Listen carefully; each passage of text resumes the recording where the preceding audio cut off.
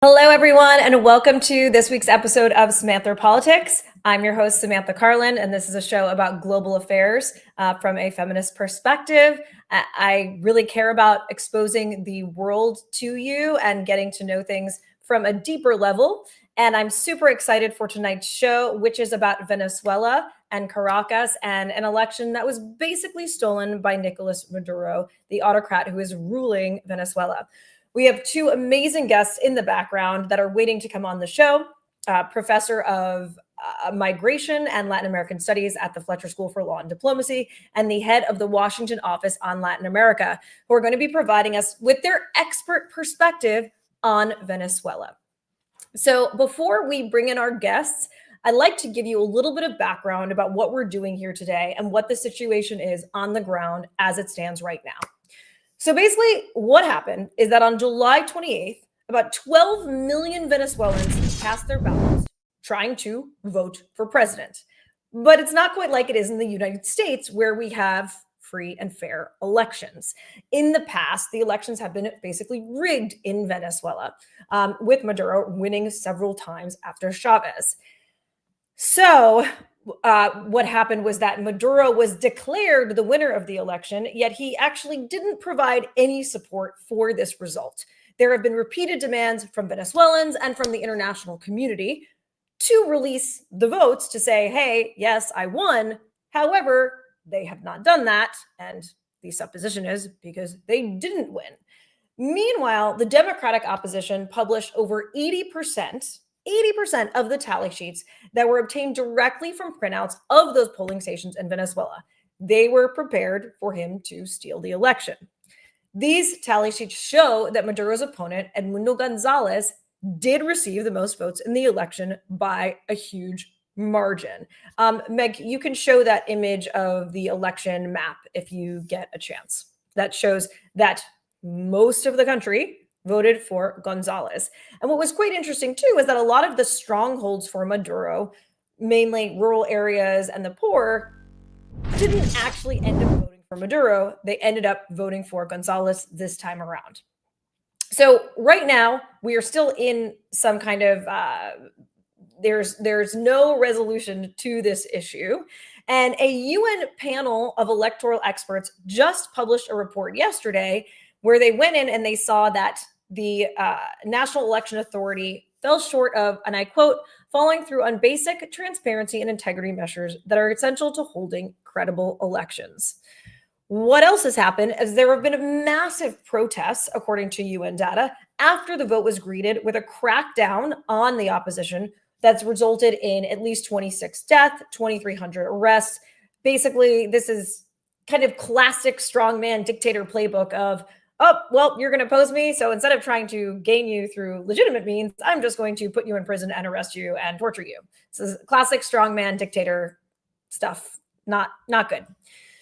So going back a little bit, what's so, I saw this article in Venezuela. I remember it vividly. It was about 5 years ago, and it was children that were starving in Venezuela with their ribs protruding because poverty has gotten so bad in Venezuela. And it's so wild because Venezuela is actually home to the world's largest oil reserves. And it once was a very prosperous country and actually Latin America's longest lasting democracy.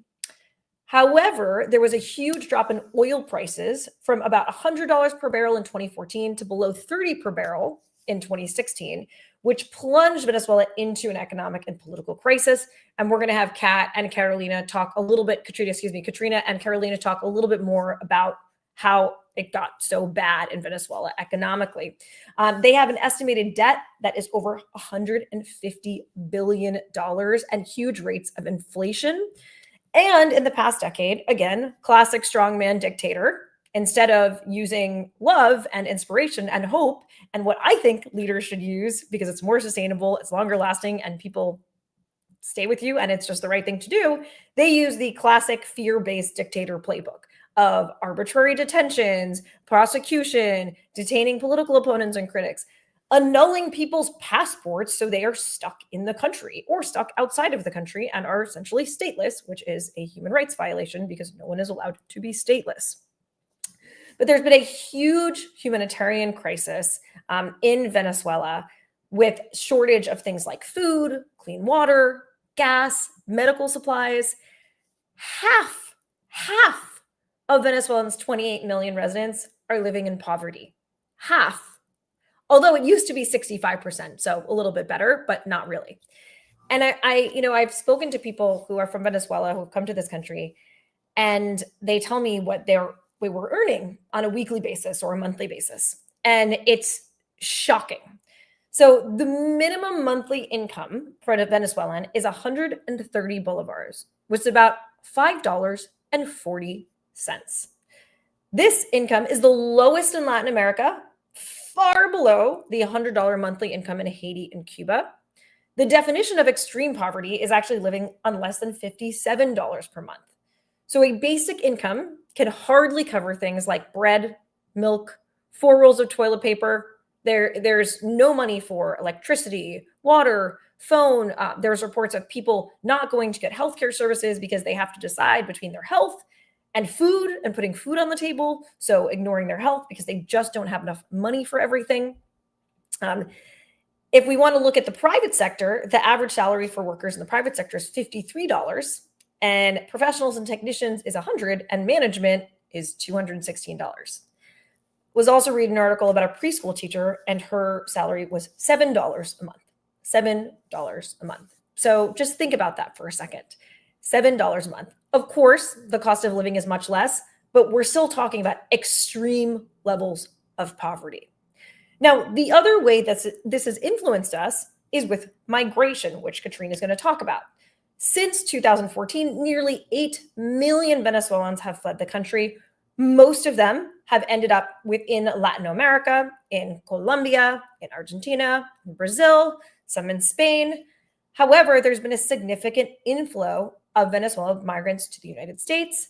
And Meg, if you could show that image of the migration numbers, that would be great. In terms of those looking for migration in the US, Venezuela has come right behind people that are seeking asylum in the United States. We see migrants that just, life is so bad and so horrific in Venezuela between poverty and political persecution and human rights abrogations and women's rights abrogations and lack of reproductive rights. And go on and on and on, that tens of thousands of migrants every month go through what's called the Darien Gap, which we'll talk to Katrina about. It's extremely dangerous area where you literally can only go by foot and you have to go through rivers, and plenty of people do not make it out of there alive, traveling for months to get to the US border. So to go back to the elections, and Megan, you can just play that slideshow again of the elections and protests. There was something called the Barbados Agreement that was reached in 2023.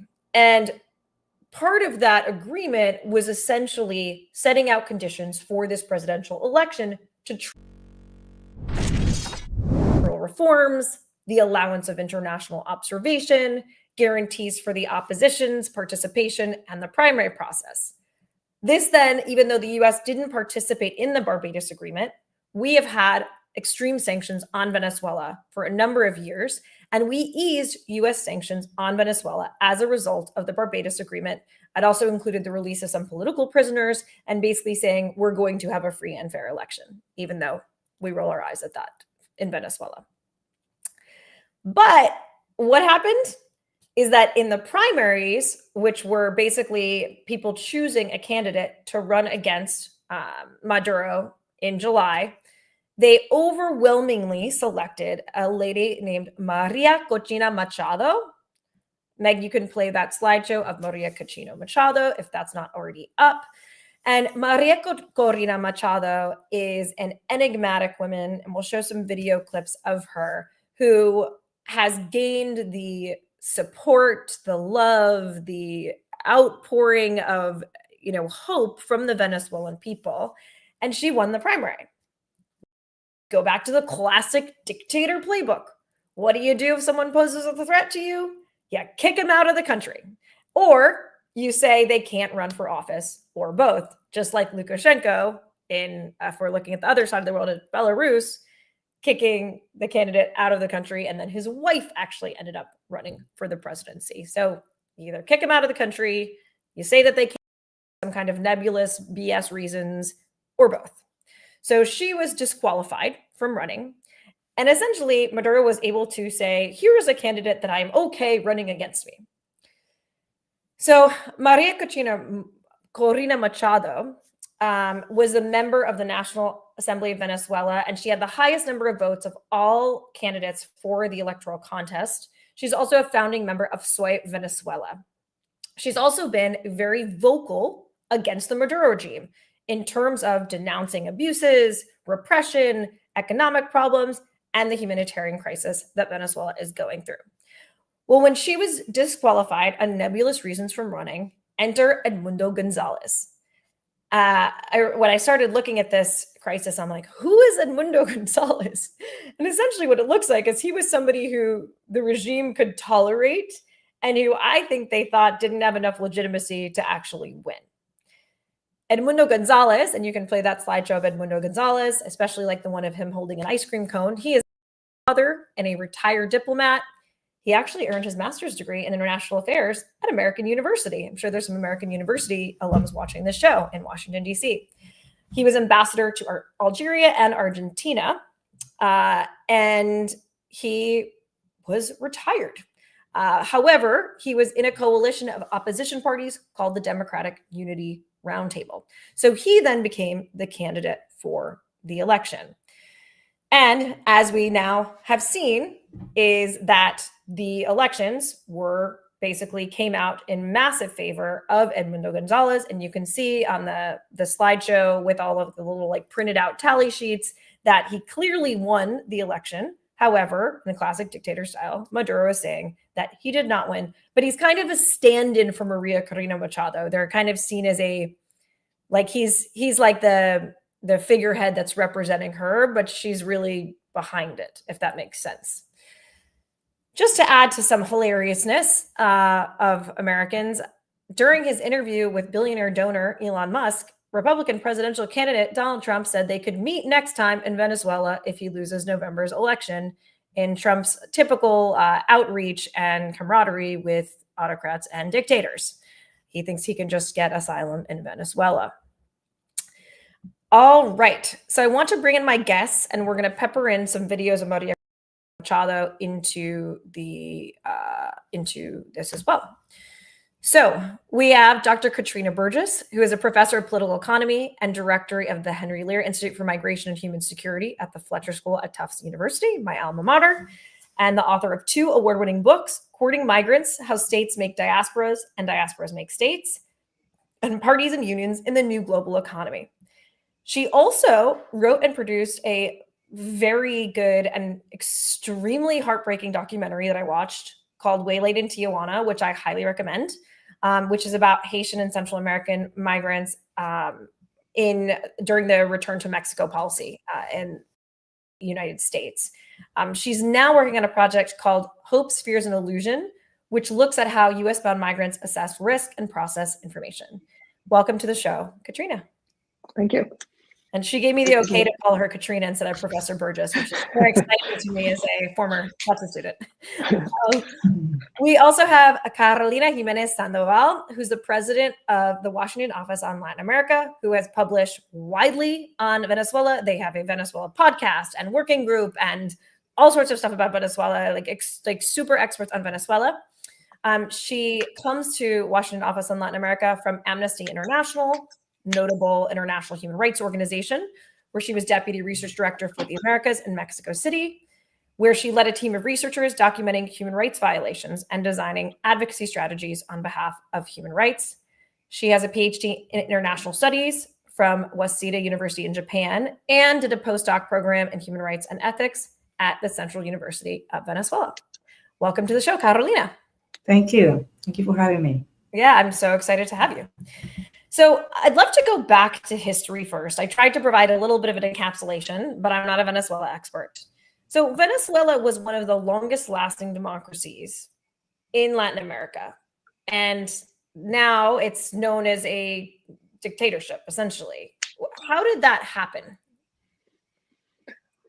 Well, I could teach a course on this, obviously, but let me see if I can give a very brief answer. I mean, the short answer is oil, right? So oil is in many countries, including Venezuela, both a blessing and a curse. It's a blessing in that it generates tremendous amount of income. In the case of Venezuela, it actually enabled a democratic system of government for 40 plus years because it provided sufficient resources for the political elite to distribute benefits to the population, to create channels of upward mobility, and that helped to sustain a democratic system of government in a region that has not been very good at doing so, right? So until the early 2000s, late 1990s, early 2000s, Venezuela was a multi-party system dominated by two parties who pretty much won every election and kind of shared power, at first formally and then informally. It worked really well for a couple of decades, but two things happened. One is oil, as we all know, is a very volatile product, right? The price of oil goes up and down. And the problem for oil producing countries is that they tend to put all their eggs in the oil basket. And when you do that in boom times, it's awesome. So the 70s in Venezuela, Venezuelans were living large. Caracas became kind of a second Miami, shiny new metro, first-class universities. People were, especially in the formal sector, where their wages were going up. It was an economic success story. The problem is oil prices crashed. So 2013, 14, 15 was not the first time this happened, right? In the early 1980s, there was a huge collapse in oil prices. Plunged Venezuela into a really deep economic crisis. The elite weren't really prepared, and they kind of muddled through in the 1980s. And then you had another oil price shock in the late 1980s as well. Oil prices then recovered, which meant that there wasn't really kind of deep reform in the way that the political economy was organized and in the political system. So basically, they should have known what was coming because this happened in the early 80s. Is that what you're saying? That's not really what I'm saying. What I'm saying is for somewhat complex reasons that I don't think I have time to go into now, there are a lot of reasons why governments that preside over an oil economy tend to concentrate all their efforts in oil. And so what that does is it essentially starves all the other sectors of the economy. And so when oil prices collapse, there's no alternative. And so you end up in a huge economic crisis. The other problem with oil is when it's boom times, there's lots of temptation to skim off here and skim off there. And so the other thing that happened in Venezuela, like in many oil producing countries, is there's a ton of corruption. And when there's a lot of corruption, but everyone's doing pretty well, that's fine. But when there's an economic crisis, this becomes a political crisis. And this is what started to happen in the 1980s. It ultimately led to two attempted coups in 1992, one of which was led by Hugo Chavez. They failed. He was put in jail, but then he was pardoned by one of the presidents and made this very charismatic, critical speech of the existing system, which was seen as corrupt and ossified and no longer representing the majority of Venezuelans, because Venezuela changed radically between the 50s and the 90s. Much more urban country, a much larger informalist sector that was not receiving all the benefits of the oil, that sort of oil pact that the Democratic parties had been managing. And so there was a growing discontent. And Hugo Chavez, who came out of the military, realized that I could do this the electoral way. I could take power the electoral way. And so he ran for president. He won in 1998. And for the first few years, Venezuela was still a democracy. But increasingly, and that's also a long story that we probably don't have time to go into, but increasingly, he chipped away at the checks and balances in Venezuela. He convened a constituent assembly, rewrote the constitution, but continued to validate those decisions through elections and reasonably fair elections. And this was helped by the fact that he was using oil revenues to channel benefits, particularly to the excluded poor of Venezuela. So he finally took some of the oil benefits and actually put them into the economy, like, or like trickle down economic or whatever, like actually you like put them into to benefit the poor, which hadn't happened before. Is that correct? Sort of. Previously, it was more like a trickle down economy effect, but it was also that the kind of working class that was part of the established institutions, like the formal sector workers, actually got quite a bit of the benefits of oil wealth in the 70s, for example.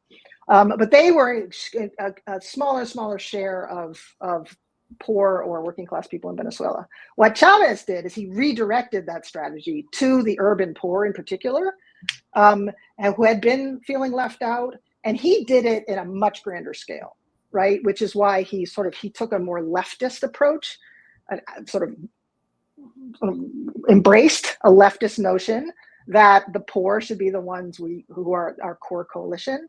And it worked for quite a number of years. It worked because oil prices went up in the early 2000s. China was growing like crazy, needed resources from Latin America. So commodity prices were at a very high level. Everything was going great, except there continued to be this problem of corruption and a lack of investment in basic governance.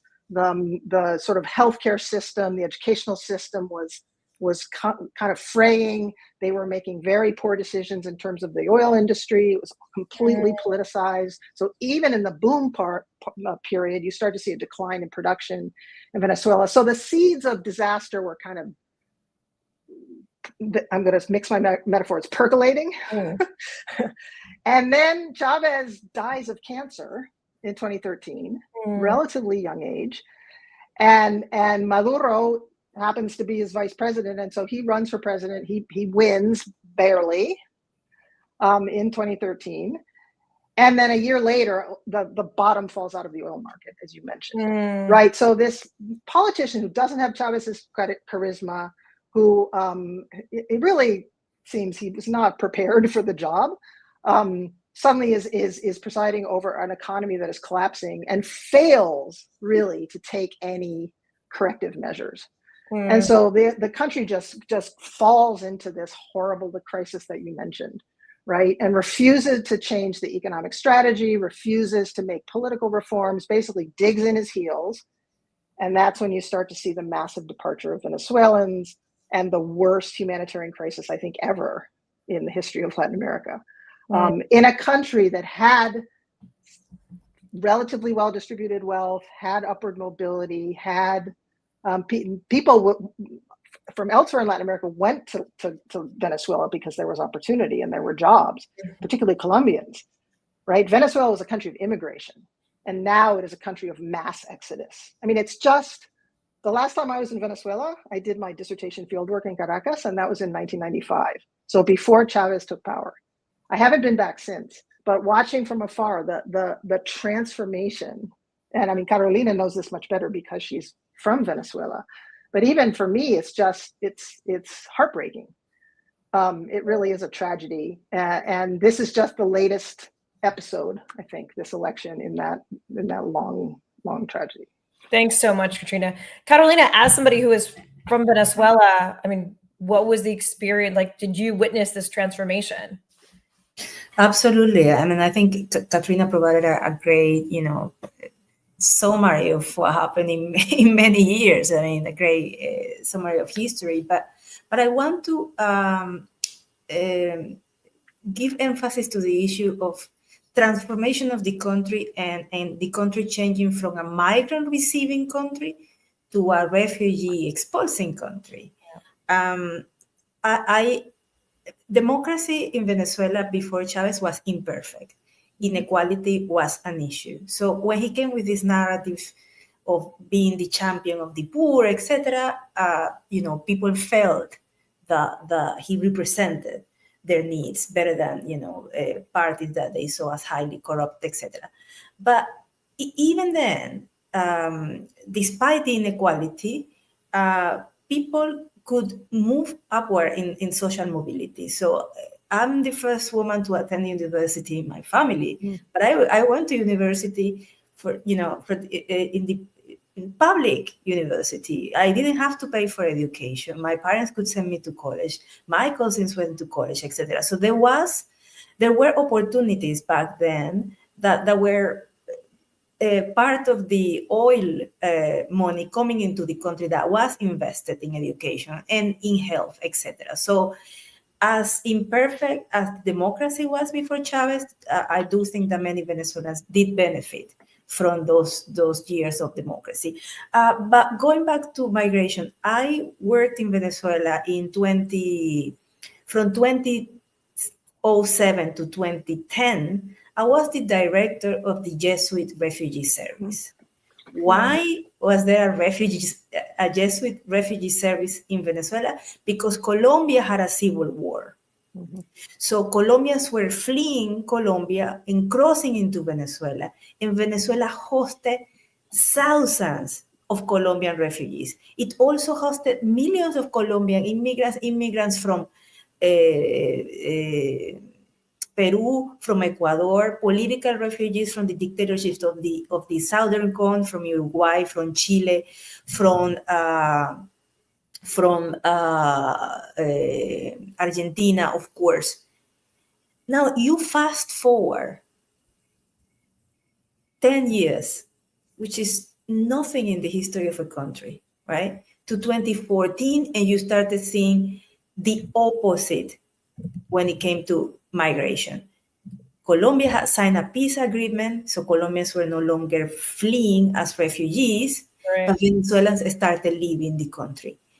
For someone like me who worked at the border between Colombia and Venezuela, when the Colombians were the refugees and Venezuelans were the host community, the host was the receiving country, to see this incredible change in the migration flow. Now, the Venezuelans are the refugees, and not just thousands of them, but millions of them, 7.7 million in just a period of 10 years. Is something that I don't see we have seen in Latin America, and to be honest, I don't think you see this in the world, because refugee crises are usually the product of wars, of armed conflicts. Right. Syria, Ukraine, but you rarely see a country expelling refugees in millions because of the collapse of democracy.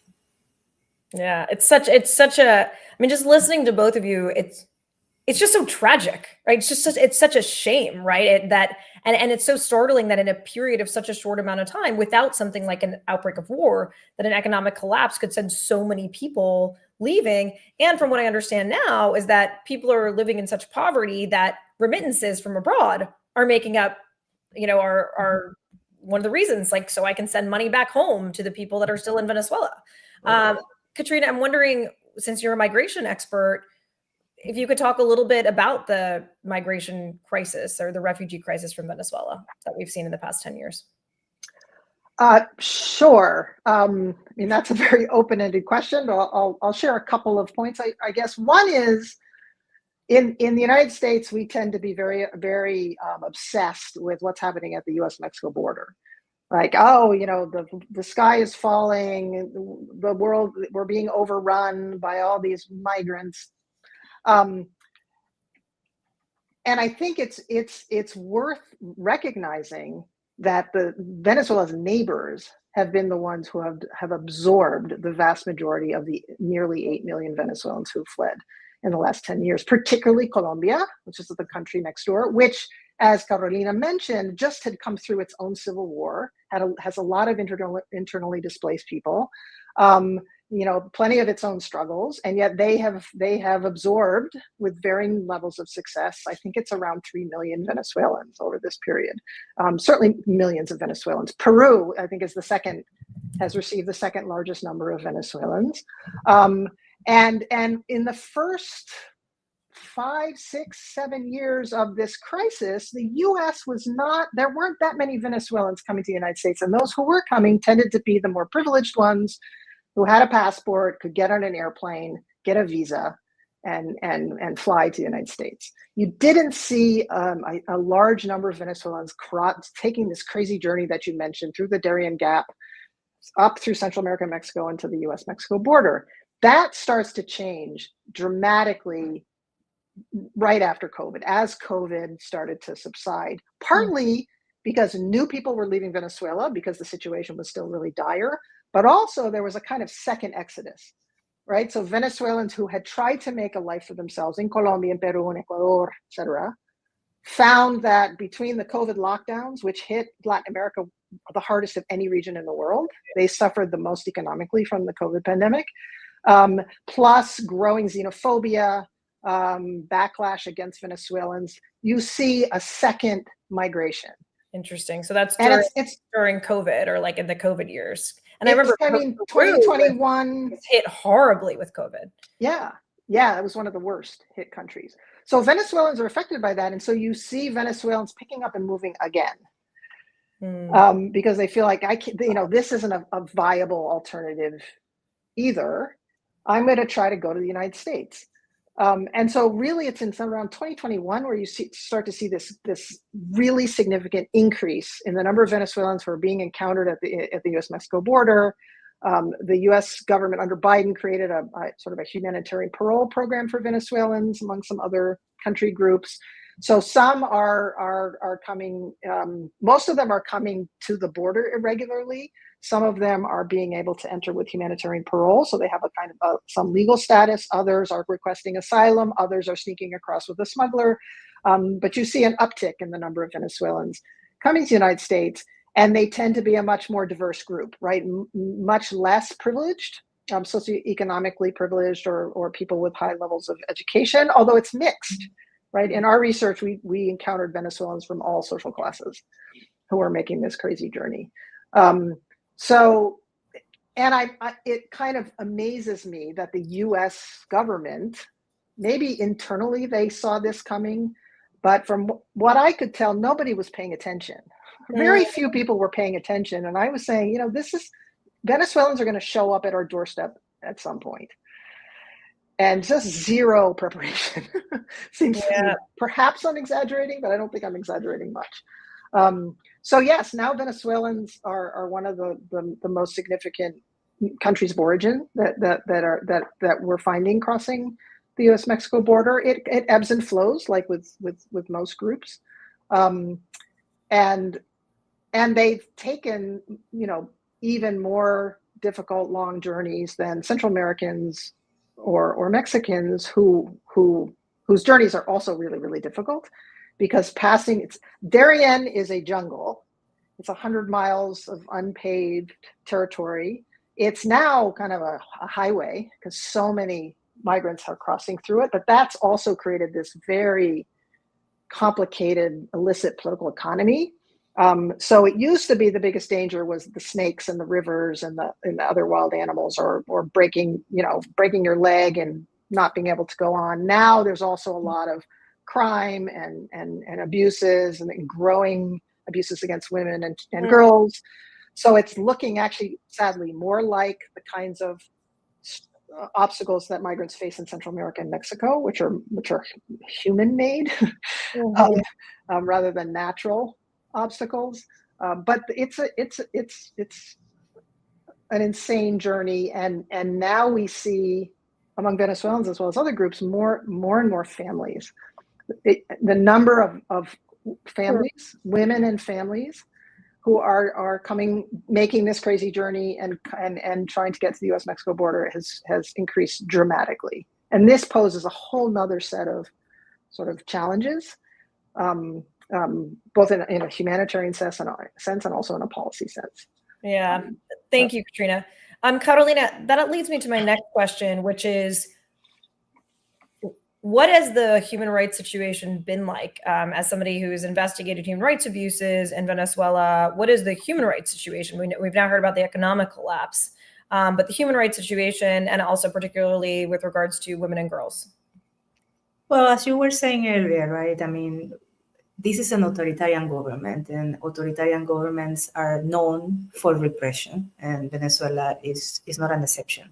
So when it comes to human rights, we have seen a state policy of repression that started around 2014 during a cycle of protests, and then has continued since. The country doesn't have any judicial independence. The Maduro government controls all branches of power, the assembly or Congress, the judiciary, and of course the executive power. So in such a, with such a closure of civic space, repression has really taken a toll on the population, especially after July 28th, when, Venezuelans went peacefully to vote, and because people have been taking the streets to protest the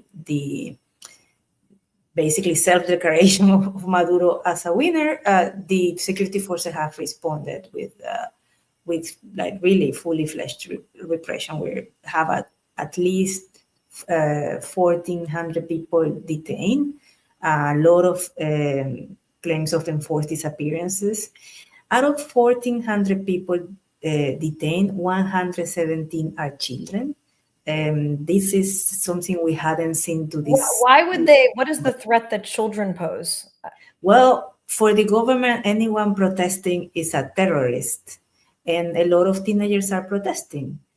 So the response has been to put them in jail, when under the law, children who are supposed to commit a crime, and I don't think it is a crime to protest, of course, but that's how the government views this, should be tried or investigated in freedom. They should not be locked in prison. No child belongs to prison. Well, we have 117 children, people, under 18 now in prison in Venezuela, and at least I think 182 women and 14 indigenous people. So the repression has been very, very brutal. When it comes to women, I think, as you were saying earlier, it's important to remember that beyond the political crisis, Venezuela suffers from a humanitarian crisis. And humanitarian emergencies are never gender neutral. Mm-hmm. So the impact that the humanitarian emergency has had on women is also really important to understand, because sexual and reproductive health has been very negatively impacted by the humanitarian emergency. We know that the maternal mortality rate, we know, are high because civil society documents this. Venezuela doesn't release data on public health since 2015. I mean, the information we have it from civil society and from universities that do research, but there's no official data on this. But we know that, access to contraception is very limited, access to abortion is very limited, and certainly just access to, health for women is very limited. Food insecurity is a major problem. One out of 3 people in Venezuela are food insecure, and many of them are women. Women are head of families, so they have to make a living. And you were talking about the salaries. Very, very little money made by many women who are unemployed or self-employed. They are also head of their households. So I think in general, the humanitarian emergency has truly impacted women. But women are also victims of repression. And one thing that has been documented by the UN fact-finding mission, but also by the Office of the Prosecutor at the International Criminal Court, is sexual violence as a tactic of repression. And unfortunately, many women who have been detained or who are detained are sexually assaulted by security forces. So it is, I have to say, the situation of women and girls in Venezuela is very dire.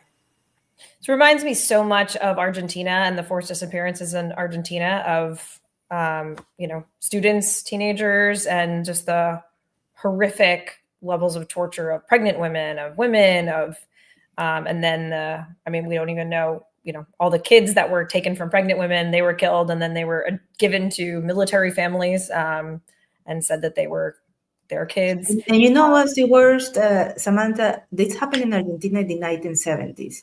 And when Argentina went back to democracy, they wrote this very important report, right, for the Truth Commission called Nunca Más, Never Again. So we thought, we were hopeful that Latin America wouldn't see this again. Yeah. And to go back to a time that was so dark in the history of the Americas, to see enforced disappearance, political repression, sexual violence against detainees, and children, in prison for protesting, it's a reminder that we can never take our rights for granted, and that the fight for democracy continues even to this day in Latin America. Yeah, absolutely. And sometimes I feel like it's like every country seems to need its own nunca más or never again. I don't understand. It's like why there's no learning.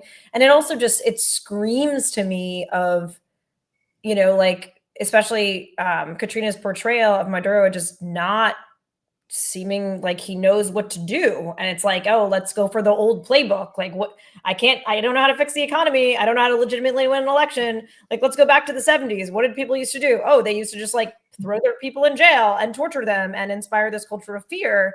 And that's so old school. It's just such an old tactic. And it's no surprise to me that people have risen up against it because, they deserve basic human rights. And also they've had them. It's not like they haven't had basic human rights. Like you said, like Venezuela was like Miami. And now to all of a sudden be in this situation, it's archaic. It's got to be almost insulting in a sense to just be these rights just pulled out from under you that you once possessed because of a government that doesn't know how to lead and is just using an old playbook to try to inspire fear. So, Katrina, did you have a word on that? Yeah, just to contextualize that even a bit more, is I think one thing that's clearly happened in Venezuela is under Chavez, Venezuela is becoming less and less democratic, but he still had a lot of legitimacy, particularly among the poor in Venezuela for the reasons that we've been stating.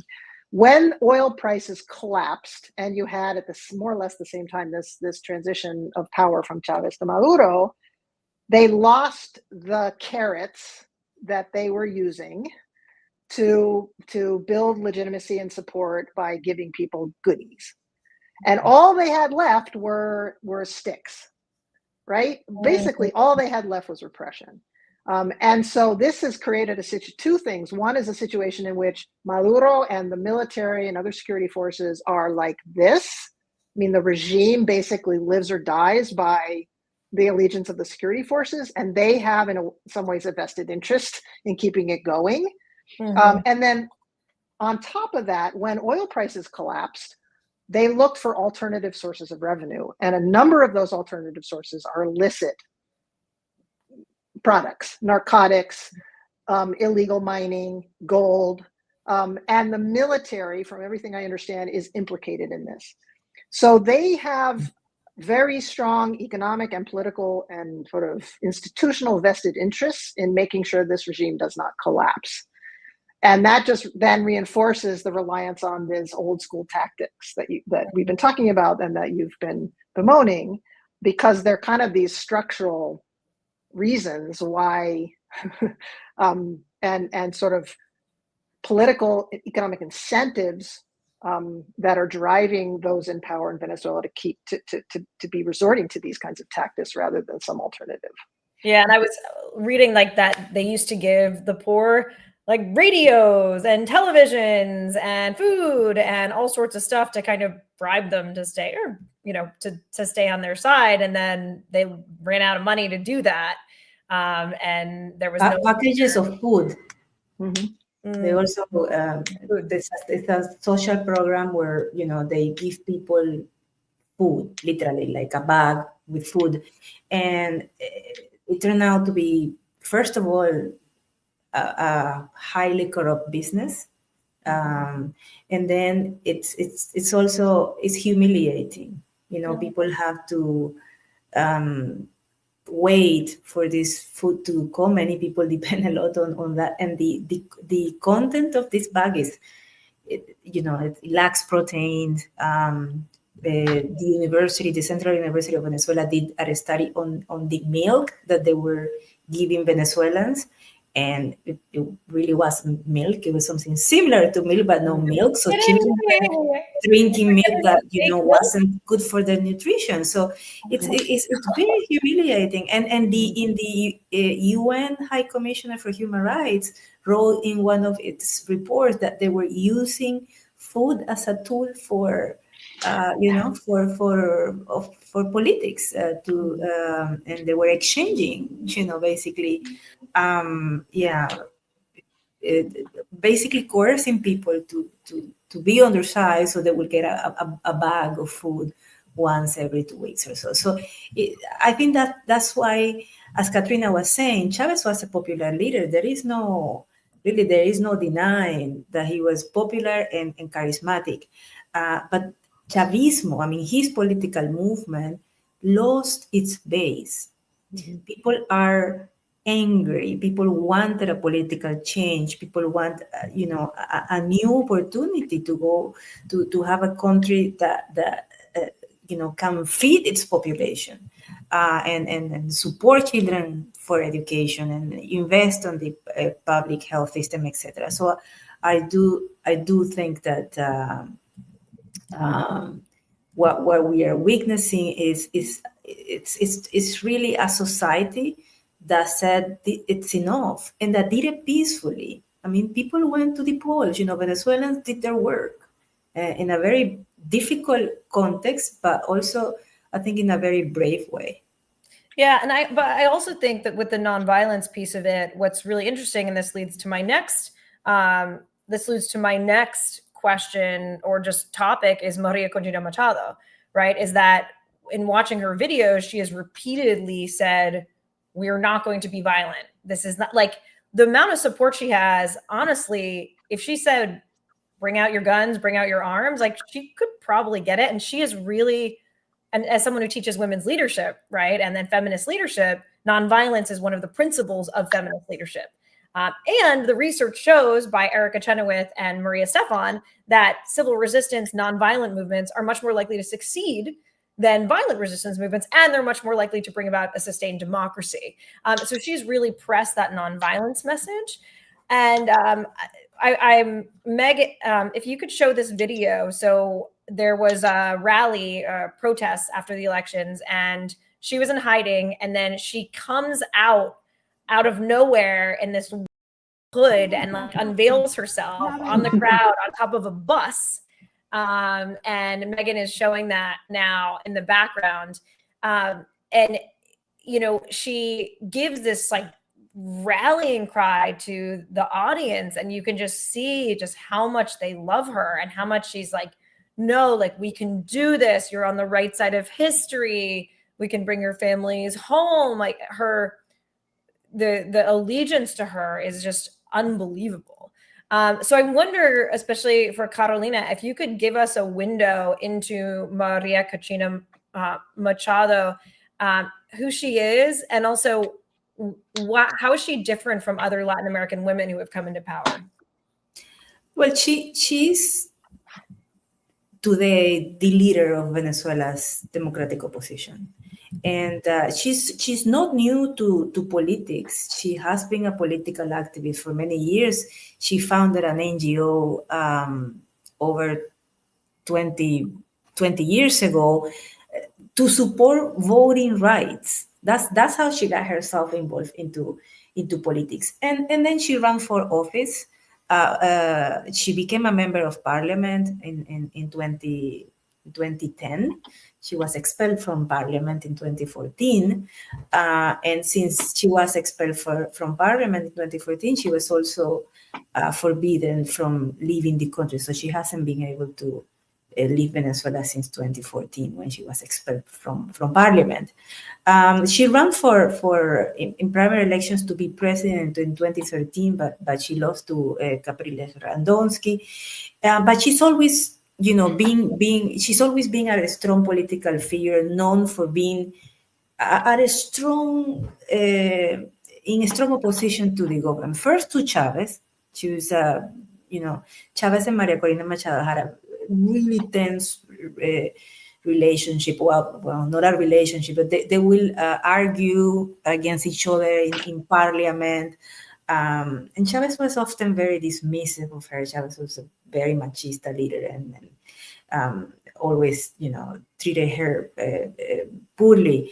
But with Maduro, she's also been very critical of the Maduro regime, and her voice has always been very strong, internally in Venezuela, but also internationally, although she doesn't leave the country.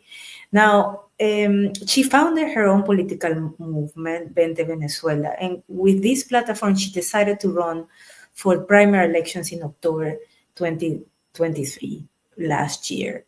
And I have to say that the way she won these elections, I think, was the beginning of a new era for her political leadership, because she won by 92%, which is not even statistically, extraordinary. Yeah, possible. I mean, we were surprised to see the numbers, but polls were showing that she was the leading figure in the primary election. So, of course, then people expected her to run for the presidential elections, but Maduro wasn't going to let that happen, so she was illegally disqualified.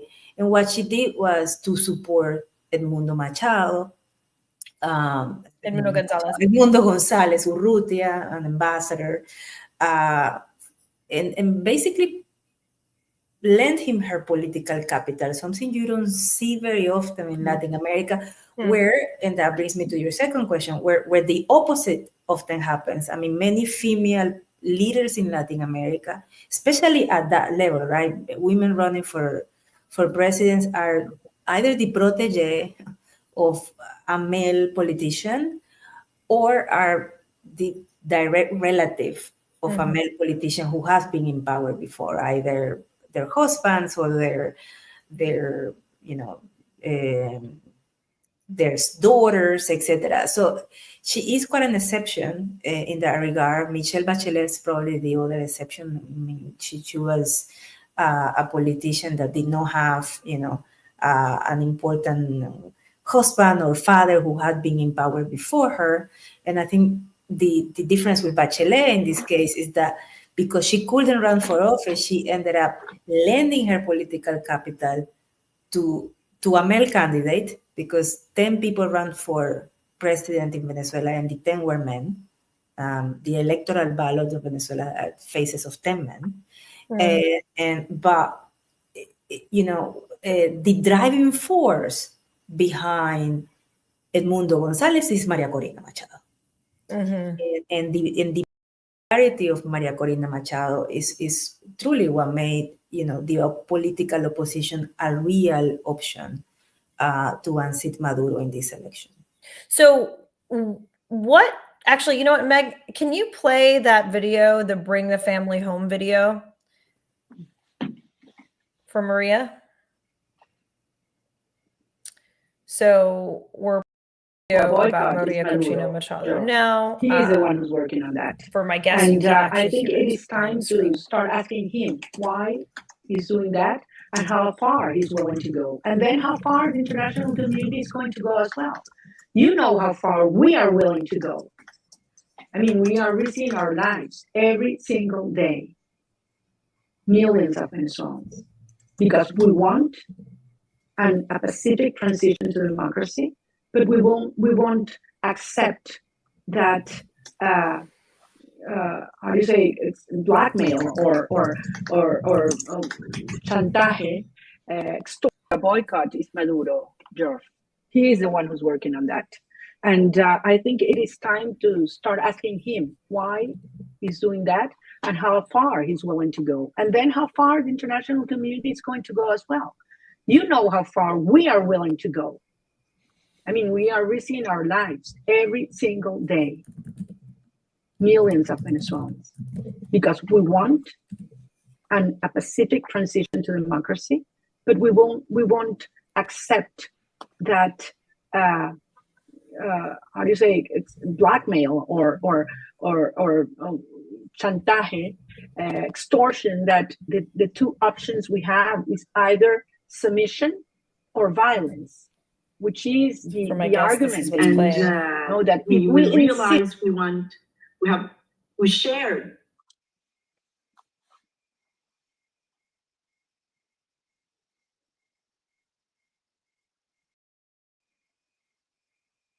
together, my sister, my mom, my friend, my girlfriend. So I think this is a very, very strong bond that is been growing. And I think that's the reason why you are seeing these huge, massive concentrations of people coming, walking on their own.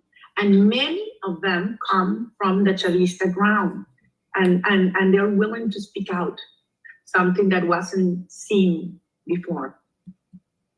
And okay, so I'm not sure if the video worked or not, but essentially it's Maria Corina Machado for the Atlanta Council, and one of the things that she really presses is bringing families home, bringing families back from the, you know, the idea that all of these families have been fractured and that she's going to bring them home and reunite families. So, which leads to my next question is, you know, I know in our pre-call we talked about this, Carolina, about what is the what are some of the strategies that she's utilized to build up popular support? That's clearly one of them. I think Maria Corina brings her own experience as a mother with her children living abroad to the campaign. She has two sons and one daughter, and they all live outside of Venezuela. And when she started traveling around the country by land, because she cannot board planes inside Venezuela either, the government doesn't let her fly inside the country either, she started talking a lot about migration. And she brought the message that only through political change, Venezuela will become a country that could receive people who would like to return. And that became one of the main messages of the campaign. I am bringing your children back, or I'm bringing your brother, your sister, or your mother back. And in a country that has, you know, lost around 20% of its population, around that, in less than 10 years, basically every family nowadays in Venezuela has a relative living outside of Venezuela. In some cases, you see a lot of elderly people taking care of their grandchildren because the parents are outside of Venezuela. They see, you know, then the people outside of Venezuela have children out of Venezuela, and the grandparents never get to see their grandchildren, etc. So it is very painful because, again, Venezuela was a country throughout his history used to receive migrants from other countries. To have changed, to have shifted in such a short period of time has been a painful experience for the entire society. And I think her message of bringing, you know, Venezuelans back really, really resonated with so many families that have been separated due to migration. So I think it was as a campaign strategy, was a very good campaign strategy. But then I think it's also important to acknowledge that she is a mother with her 3 children living outside of the country in her case, due to persecution. And there are many Venezuelans living abroad because of exile as well. So I think a lot of, especially women in Venezuela, could feel personally close to her because of her own experience. Yeah, it also struck me that, you know, so she has this this way about her. I was reminded of Jacinda Ardern, who I talk about a lot, from New Zealand, of just this openness, this empathy. There's this picture of her hugging this child in a Venezuelan flag. And she talks a lot about, again, feminist leadership principles like ethics, honesty, integrity. In her Atlanta Council interview, she says, the most important thing for my cabinet is to get people who are honest and who have integrity and who are not corrupt. And, she really sends that message home, which is so different from clearly what has been experienced. And she almost seems like the foil or like the antidote to Maduro, like these opposite approaches of the love versus fear, kind of the Dumbledore versus Voldemort or whatever types of approaches that people are just craving so badly. If you think of like the empathy and nurture and like the motherhood, right? And you've been in a humanitarian crisis where you have no food and you have no healthcare and you have no hope. And then this person comes in who says like, I hear you, I see you, I know what you're going through. I want to bring back democracy and ethics and integrity and food and your families. And I want to reunite this and make this a model democracy again. I mean, it's inspirational for people. And I want to highlight, if I may, the importance of female leadership these days in Venezuela, because I don't think I have ever seen it in recent history. And especially because, Chavez was a military man. He was a military man. He was an army officer, a lieutenant colonel.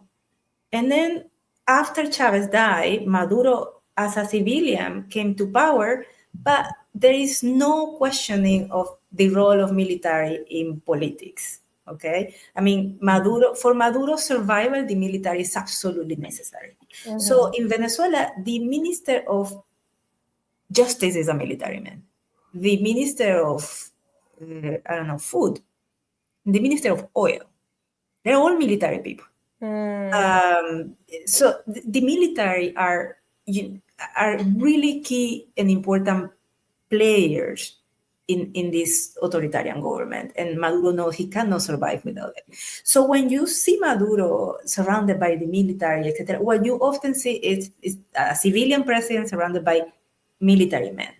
So it's a very male-dominated group or elite in power. When Maria Corina Machado ran for the primaries, you also had two other strong, female politicians running. Delsa Solórzano from Encuentro Ciudadano, she lost the primaries, but she campaigned with Maria Corina the whole time. You have Professor Tamara Adrián, who was the first trans woman to be elected in Congress in Venezuela, also running in the primaries, and she also supported Edmundo González Urrutia. The president of the Primero Justicia Party, one of the main opposition parties in Venezuela today, is Maria Beatriz Martínez, a woman. Paola de Alemán is an important leader of that party as well. The secretary of the Causa R party, that's the Workers' Party, the Causa R, Andrea Tavares, another woman. The vice president of the MAS party, the MAS es Movimiento al Socialismo. They don't support Maduro. They supported Chavez at the beginning only, but this is a traditional left-wing party. Mm-hmm. The vice president, a woman as well. So I think we are witnessing really a number of women in politics that we never saw before, but not just, promoting themselves, but trying to work united towards the same goal. And I think that it's really impressive to see how such a male-dominated society, where the military, who are men, basically, as Katrina was saying, run the economy and run the country, women are challenging their autocratic authority and winning the hearts and minds of the people. Yeah, it's amazing. Women challenging authority, winning the hearts and minds of people. It's really beautifully said and incredibly inspiring within this like repressive society.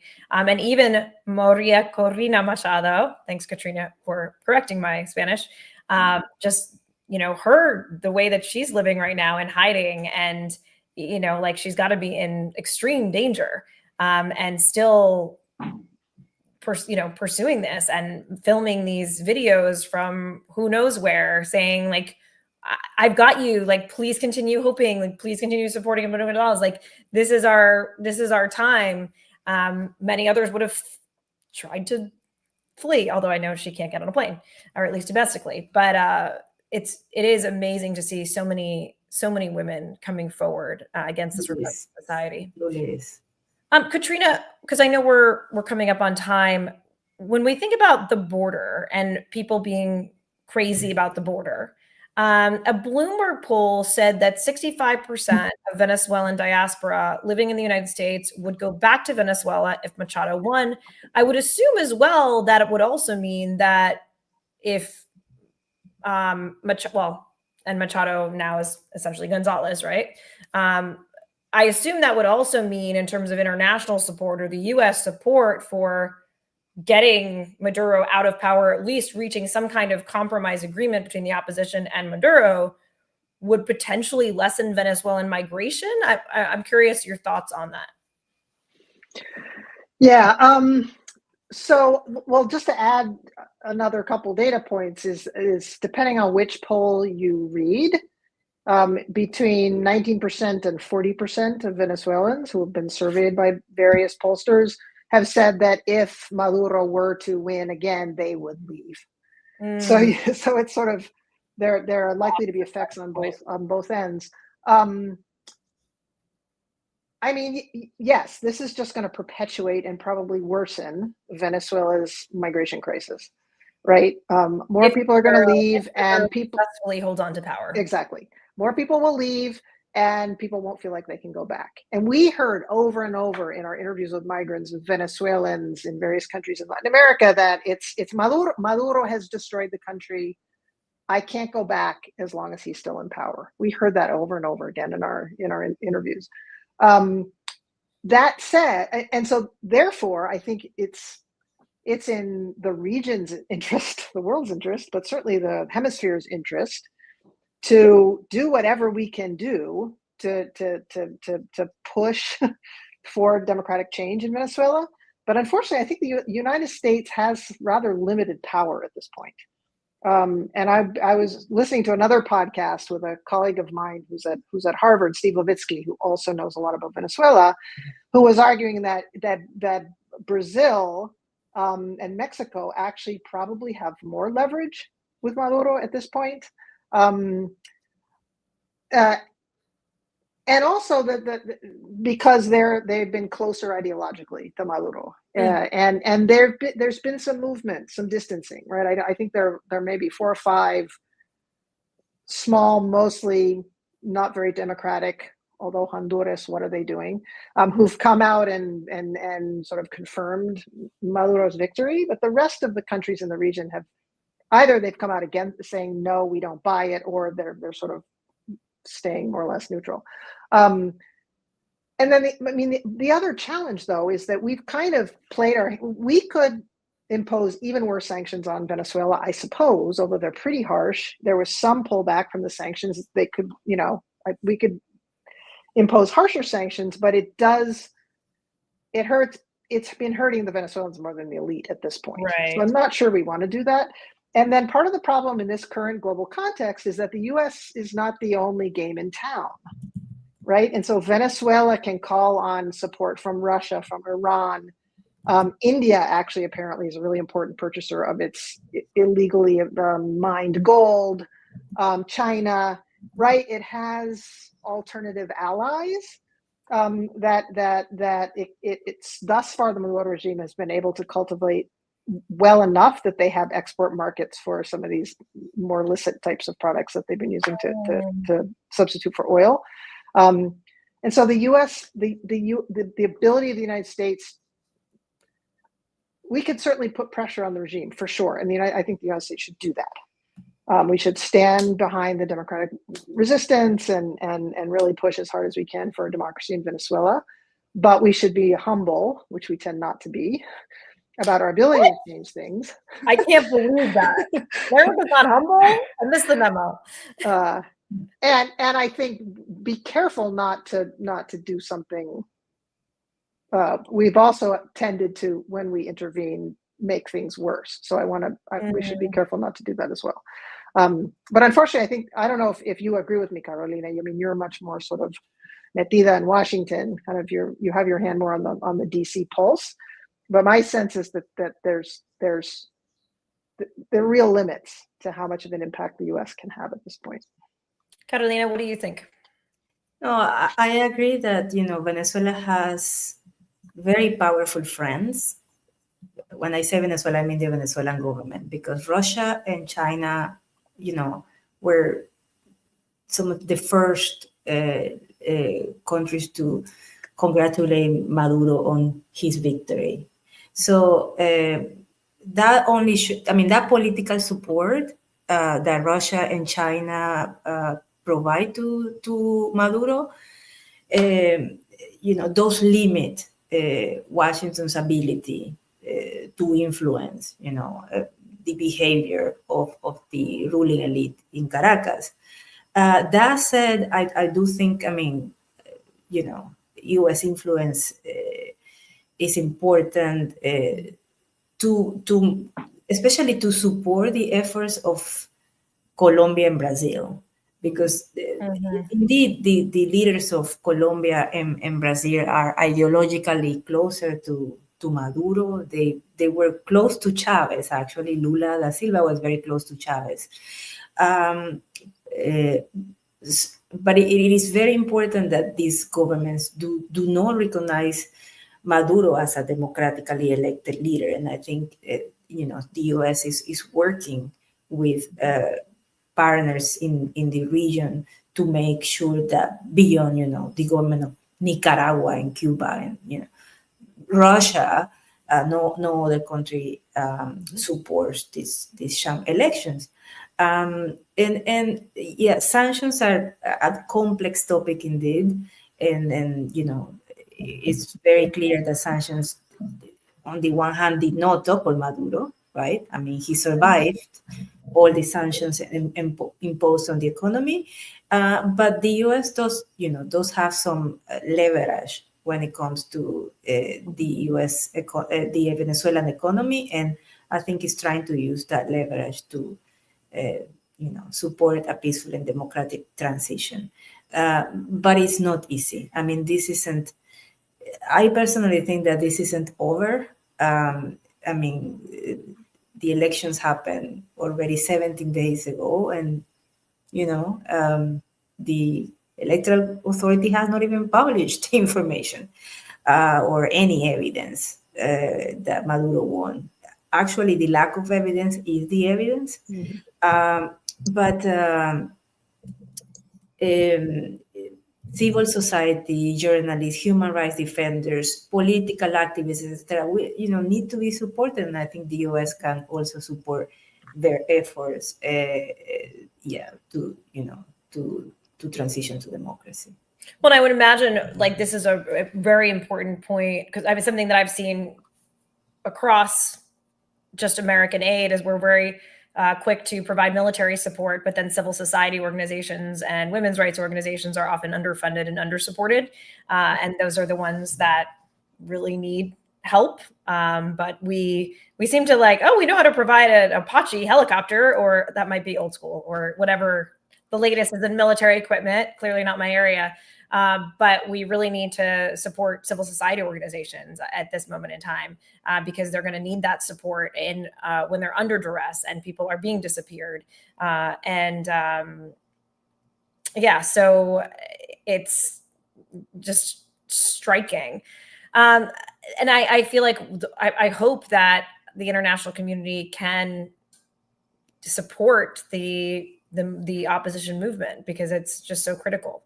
What do you think too that is important about, if we think about the younger generation in Venezuela and in Latin America, what do you feel like they're looking for in leadership?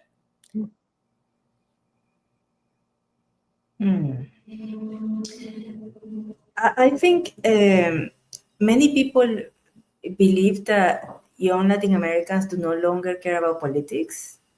And when you look at the polling, it is true that many Latin Americans don't identify themselves with democracy anymore, or less than half, just like, a terrible number. Many people don't believe democracy is the best system of government. But I don't think young Latin Americans don't care about politics. I think they don't believe or they don't trust many politicians, and they don't trust institutions. And some of the studies that are out there about what about what youth wants in Latin America shows that they want gender equality, for example. This is a generation that cares about gender equality, social justice, because they don't want to go to university to be unemployed. They want to be able to work and to have a decent salary. And they care about the environment also, because it's, the defining issue of their generation. But I think, so they look for leaders that represent those values. They are willing to vote for women, as we are seeing, or to follow, the leadership of women, because they care about gender equality. I think they, in Chile, they voted for a president who, when he was 35 years old, the president of Chile. But I do think that they care about leaders that can show that are not corrupted, that are not part of the old school of politicians that deceive the people, that promise many things during the political campaigns, and then once they come to power, they become another corrupt politician. So they're looking for integrity. I think they're looking for people who can inspire them, not just with words, but also with actions. Yeah, thanks, Carolina. Katrina, do you have any reflections on that? Yeah, I mean, I would agree with all of that. I think on the slightly more problematic side, I also think, I don't know if this is unique to young people, perhaps it's the populations in general, is I think a lot of people in Latin America are just looking for safety. Right? Because there's one thing we didn't talk about in this now hour and a half long session, is the very high levels of violence certainly in Venezuela. And even in the 90s when I was there, I think Caracas had the highest homicide rate next to Rio at that point. It's had very high homicide rates throughout this period. There are a lot of, and this is also driving migration, right? Is people don't feel safe in their homes, they don't feel safe in their communities. I mean, there's particularly for women and girls again, who are exposed to such high levels of domestic violence and other kinds of violence, gender-based violence. And so I think there's also a craving for leaders who are going to give them a sense of security. And sometimes that can lead to supporting less than democratic leaders like Bukele in El Salvador. Is enormously popular, and he's also young and he's charismatic and he's modern. But he's definitely not democratic. Right. And he's cleaned up the streets by putting everybody that possibly be in a gang in prison. And anyone who's caught, collateral damage. Due process. Yeah. So I think that's kind of the flip side, is that I think young people and probably all the generations would gravitate toward leaders who might take some shortcuts when it comes to democracy if they can make their neighborhood safe again. And so that for me is a little bit more worrisome. One would hope that leaders could come along who could find a solution to those problems in a democratic way and in a way that does respect human rights. But that's much harder way to do it. The easier way to do it is there, right? That's part of the mix in Venezuela, and it's in many other countries really sort of the issue. Yeah, poverty is a big one, but the sort of failure of governance that has created very high levels of public insecurity is another huge one.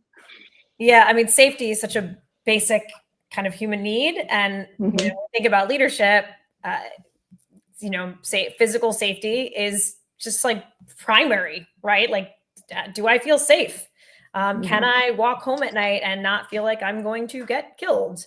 Do I feel safe in my home? These are basic things. And then when I do leadership training, like we take that to the next level, which is psychological safety. But if you don't have physical safety, other stuff doesn't matter. So it's such a primordial need. And I'm really glad you brought that up, Katrina. So I just want to transition to the end of our show, since I know we're way over time and I could talk to you ladies forever because it's fascinating. I want to play a video real quick, and then I'm going to ask you about your thoughts about what's going to happen. But I want to play this video, and let's hope that this works. And this is a video of Maria that just came out.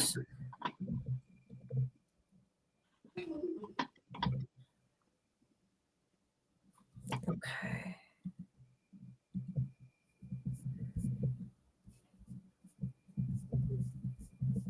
And this is in Spanish, so my apologies in advance, but I will ask you to I'll provide a terrible translation, but you all can provide it better than me. Okay, let's see if this works. A ti, que no te reconoces en esta Venezuela que estamos viviendo, que tienes un familiar, un amigo muy querido, separado por la distancia, que estás cansado de vivir sin luz, sin agua, de no saber qué vas a comer, que te persiguieron por decir lo que piensas o por escribirlo en tus redes sociales, que te despidieron por denunciar todo lo que está mal, que has perdido a alguien querido producto de la violencia del régimen, que no has podido volver a Venezuela, a tu país, porque te da miedo o porque te anularon tu pasaporte, que no te dejaron votar el 28 de julio o que sí votaste y que ahora pretenden desconocer tu voluntad. Hoy Venezuela está unida gracias a ti, gracias a los que están adentro y a los que estamos afuera. Es que hoy somos una sola Venezuela, la Venezuela que votó y le ganó a la dictadura. Y ahora tenemos que cobrar.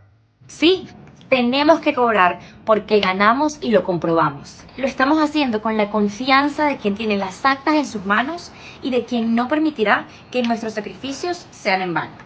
Por eso, este sábado, 17 de agosto, vamos a tomar las calles de Venezuela y del mundo. Donde haya un venezolano, allí estaremos juntos. Confía. Esta vez es distinto porque nosotros. Señor Nicolás Maduro. All right, and now we have this was from Edmundo Gonzalez's Facebook page. I just found for the Spanish speakers here. Can you just give us some insight into what she's saying? Well, she's calling people to demonstrate this Saturday, basically everywhere in the world, and it's a major, it's a major call because she knows Venezuelan diaspora, although of course most people are still in South America. There are Venezuelans almost everywhere in the world.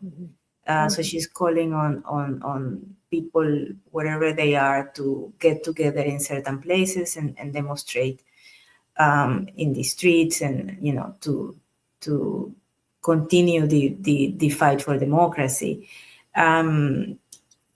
I think, of course, everyone has the right to protest and to do it peacefully. I'm concerned that, security forces in Venezuela, if it happens in Venezuela, will probably not be very tolerant of any demonstration. So we hope that those who do go out and demonstrate in different cities in Venezuela can do it safely and with the protection they all deserve. Yeah, thank you. So if you had a crystal ball, what do you think is going to happen? Will it be a coalition agreement? Will it be, what do you think is going to happen? Any ideas, any conjectures? I'm sure Katrina knows. No, I have no idea. And unfortunately, I'm not very optimistic. And Maduro he seems to have 9 lives, right? Everyone thought he was done in 2015, and again, the country seems to reach a point at which the opposition has finally prevailed, and then he pulls some shenanigans and rides it out and stays in power. And I worry that that's going to happen now. And now it's really just going to be an outright authoritarian regime, not even any pretense of having elections, right? I wonder whether he thought he was going to actually be able to pull it off. I think he was delusional. And this happens, right? The groupthink phenomenon and dictators who have only yes men around them who are telling them what they want to hear, because he got himself into quite a difficult situation. Partly, I think, because he wanted the U.S. sanctions to be eased. So the sanctions, in that sense, did have an impact. But I just think, as long as the security forces are backing him, and even if they weren't, I'm not sure we'd have a transition to democracy, right? We might get rid of Maduro, but I don't know. I'm not very optimistic, because I think there are too many. The regime has been able to weather pretty much as harsh a storm as one could imagine, and survived. Why would they change course now, right? I don't quite see where that's going to come from. Unfortunately, that's my pessimistic prediction. And I hope with all of my heart that I'm wrong, and that this time, and I think the fact that the opposition seems to be so united, that is something new. That it's been getting more and more united over the years, but the opposition has also had its issues in the past, and now it seems like there really is a sense of unity and behind Maria Which Corina is Machado, one of the factors in powerful, countries right? that do end up leaving dictatorship, is that one of the preconditions is the opposition has to unite. Because if it's a fractured opposition, nothing's going to happen. So Katrina, I also hope you're wrong. But it's tough. This is tough. But we just saw Bangladesh end up with Muhammad Yunus, so who knows? Carolina, any thoughts on your part? Coalition agreement? I mean, I don't disagree with Katrina. I mean, the situation is truly complex, and authoritarians remain in power, but authoritarians also lose power. And I think he underestimated the opposition this time. And I don't think he expected the level of organization that they were going to have around the elections.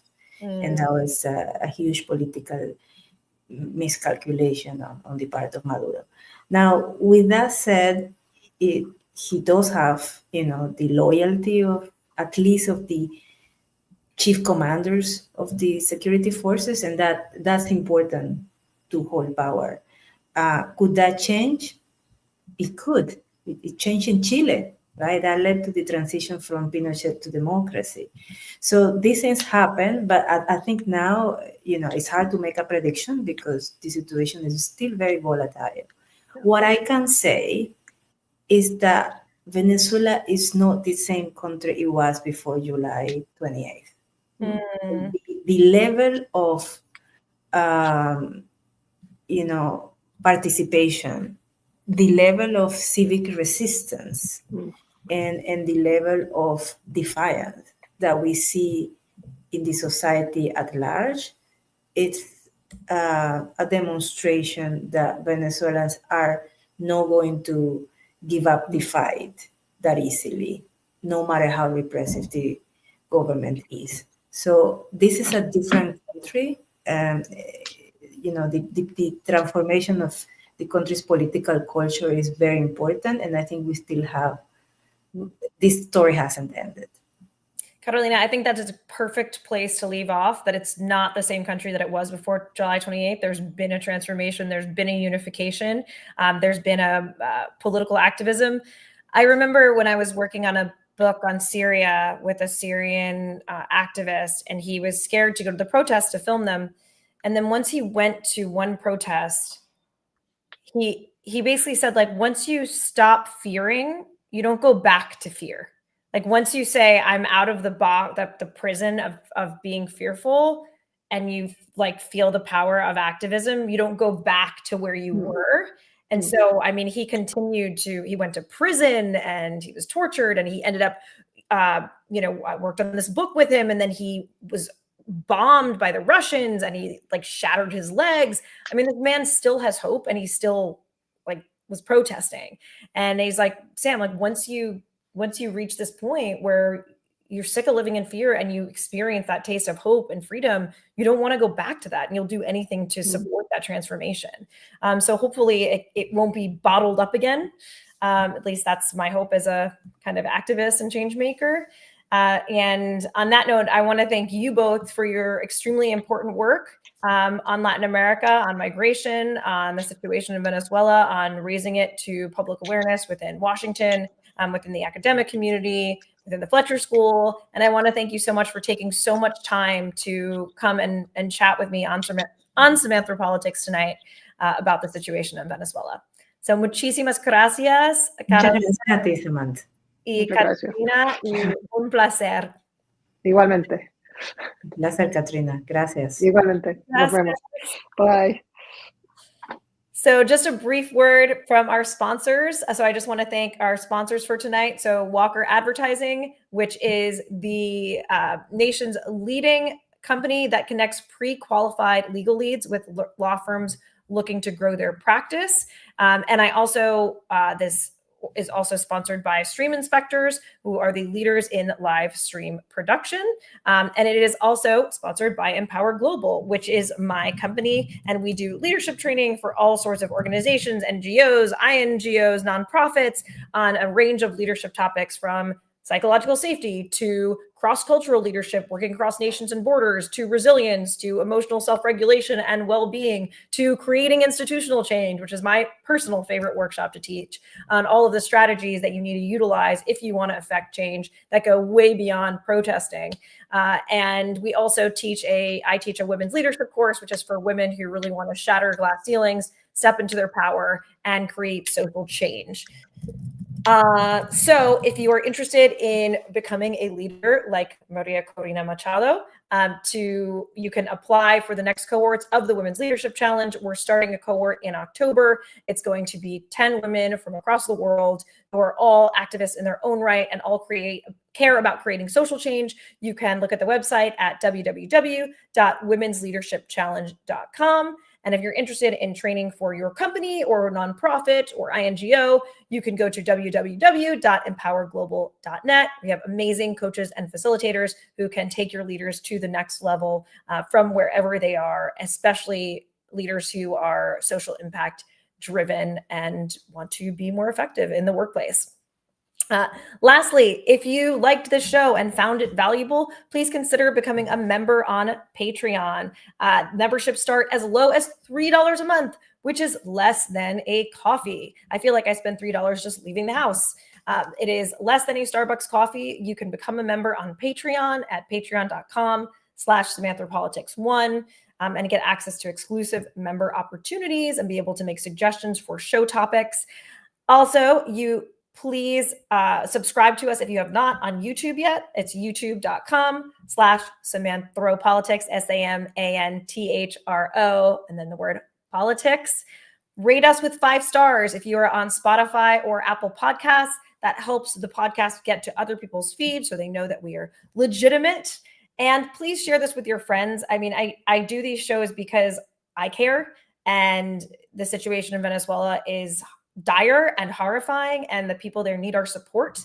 And I really try to focus attention on countries that are going through these really important moments of transition and are at these juncture points, because it is so important for us to have democracy, not just in America, but in other parts of the world, as we could see the effects on our border as one example. But it's not just about us, right? To support honesty and integrity and safety and security and human rights. Those are all fundamental American values that I think we all, as Americans, if you are American watching the show, should live by and should promote, even if that's not part of your job.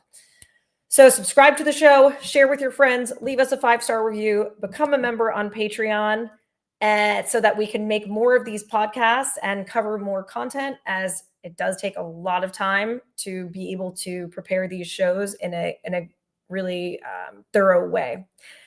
That's it. I also just want to thank you if you've made it this far in the show. Thank you for sticking with us for an hour and a half learning about Venezuela. And I hope that it was useful for you and helpful for you. And I'll see you next time on Samantha Politics. Thanks, everybody. Have a great night.